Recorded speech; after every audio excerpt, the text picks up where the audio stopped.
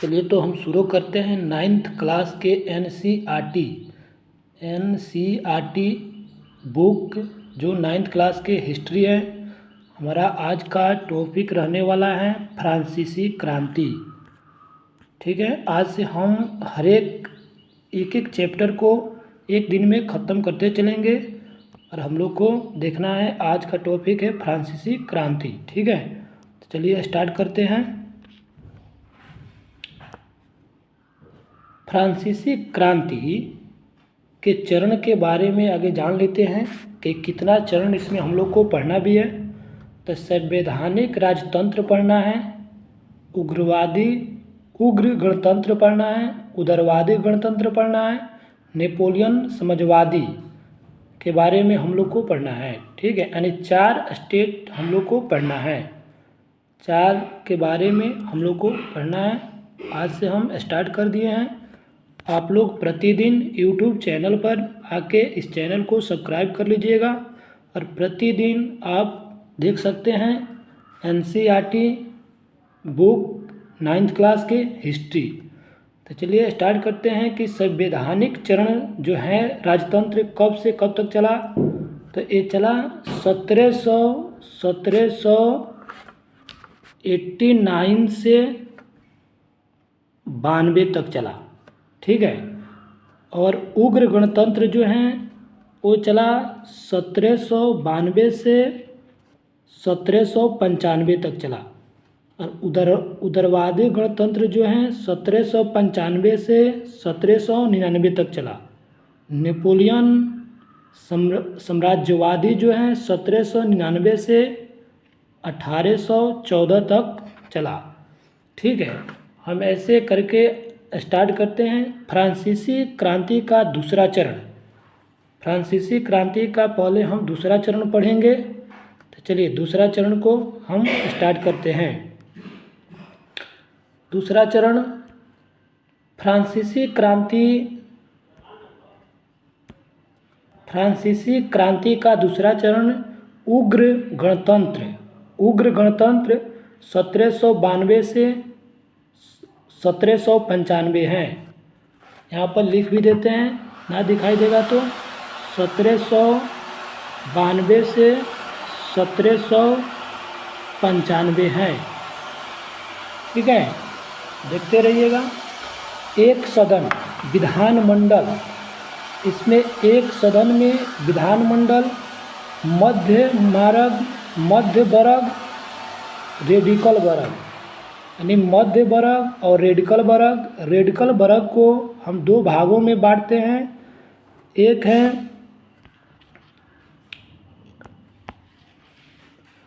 है जीरनदस्तों, दूसरा का है जैकोबियन दल, जिसमें जीरनदस्तों में ब्रूसो और जैकोबियन दल में रॉबस्पियर। रेडिकल का अर्थ क्या होता है पहले हम जान लेते हैं। रेडिकल का अर्थ परिवर्तन चाहने वाला, यानी जो परिवर्तन चाहता है समाज में या किसी भी चीज़ में, उसे हम रेडिकल वर्ग कहते हैं। जैकोबियन दल से गरीब मजदूर अधिकांश जुड़े थे। जो जैकोबियन दल था इससे गरीब मजदूर अधिकांश जुड़े से थे। जिसका नेता कौन था? तो रॉबस्पियर जिसका नेता हुआ करता था। चलिए अगले स्लाइड लेते हैं। टीपू सुल्तान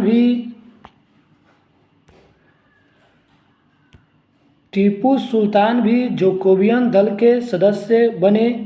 दांते, हर्बट, ये सभी निम्न वर्ग के लोग भी जैकोबियन दल के सदस्य थे। 21 जनवरी 1793 ईस्वी को राजा लुई 16वां, राजा कौन था? लुई 16वां पर देशद्रोह का आरोप लगाकर जैकोबियन दल के सदस्य उसे गिलोटिन पर चढ़ा दिए। तो जैकोबियन दल के सदस्य कौन थे? रॉबस्पियर।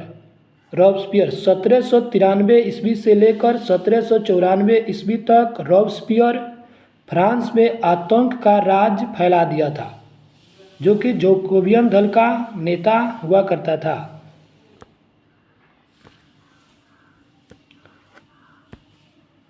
इन्होंने फ्रांस के राजा लुई 16वां को गिलोटीन पर चढ़ा दिया। सारे चर्च जितने चर्च थे, चर्च के संपत्ति को जब्त कर लिया, चर्च को बंद करा दिया।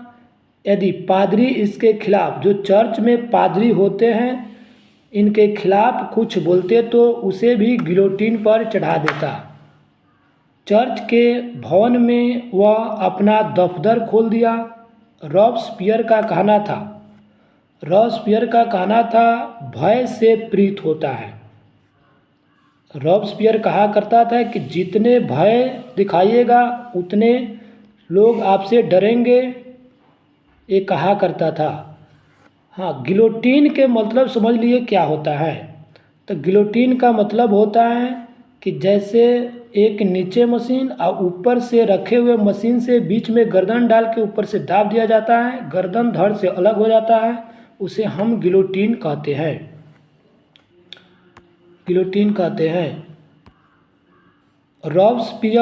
रॉबस्पियर फ्रांस में धर्मनिरपेक्ष स्थापित करना चाहता था। यह धर्मनिरपेक्ष का मतलब किसी खास धर्म को बढ़ावा देने से नहीं, वह नहीं सभी धर्मों को एक सामान्य समझने से है।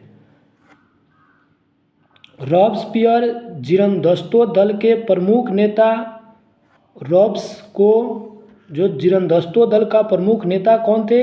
रॉबसो को भी हत्या कर दिया। क्या किया? उनका भी हत्या कर दिया। आगे चलकर कुछ समय बाद अपने सहयोगी दांते और हर्बर्ट को भी हत्या कर दिया। इस प्रकार वह सभी विरोधियों को मारता गया, पर फ्रांस में आतंक मचा दिया। रॉबस्पियर के द्वारा ड्रेस पहनने पर भी नियम बनाए गए। रॉबस्पियर ड्रेस पहनने पर भी नियम बनाया कि जो नियम हम लगाएंगे वही ड्रेस आपको पहनना है। ड्रेस था कुलात, एक कुलात ड्रेस था, एक था ब्रीचेस। दो का ड्रेस हुआ करता था। कुलात धारीदार लंबी पतलून जैसी थी, इसे गरीब लोग पहनते थे।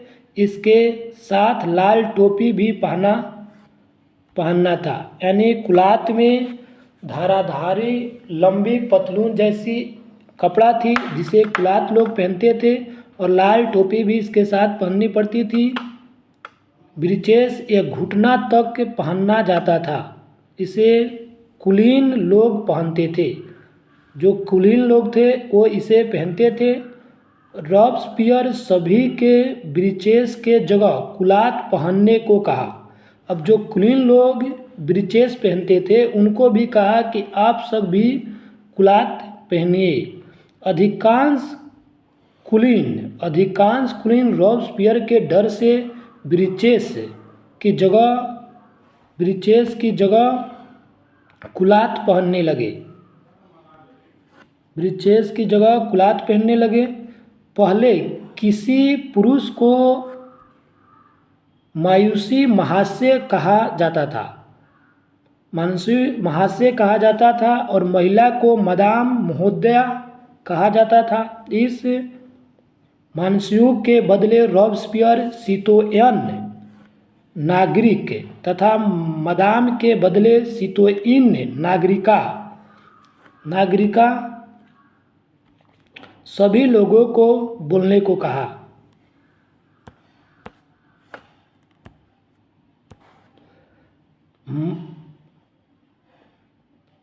मानस्युक के बदले सितोन बोलने को कहा। महाशय और नागरिक होता है।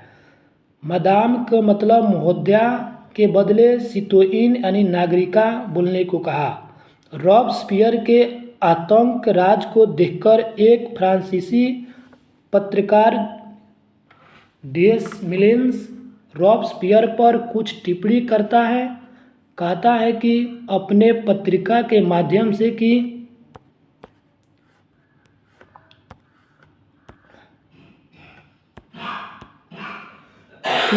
क्रांति सभी शिशु अवस्था में है, क्रांति अभी शिशु अवस्था में है, सभी इसे अनुशासन से पालने की आवश्यकता है ताकि वह योग्य बन सके।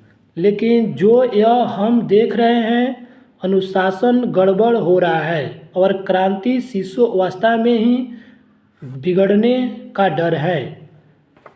ये बात किसने कहा? तो ये बात डेसमोलेंस ने कहा था रॉबस्पियर के बारे में।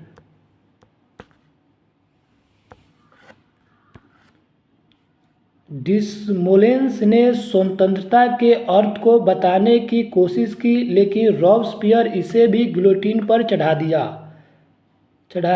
जुलाई 1794 ईस्वी को रॉबस्पियर को धोखे से बंदी बना लिया गया और अंततः रॉबस्पियर को गिलोटिन पर चढ़ा दिया गया। यानी जो रॉबस्पियर आतंक के राज कायम रखा था, उसको भी 1794 ईस्वी में धोखे से पकड़कर और गिलोटिन पर चढ़ा दिया गया और इनका भी अंत हो गया। जो लुई सोलहवां को 1793 में गिलोटिन पर इसी ने रॉबस्पियर ने चढ़ा दिया था। चलिए आज हम अपने क्लास यहीं पर विराम देते हैं, कल इससे आगे फिर हम चलेंगे।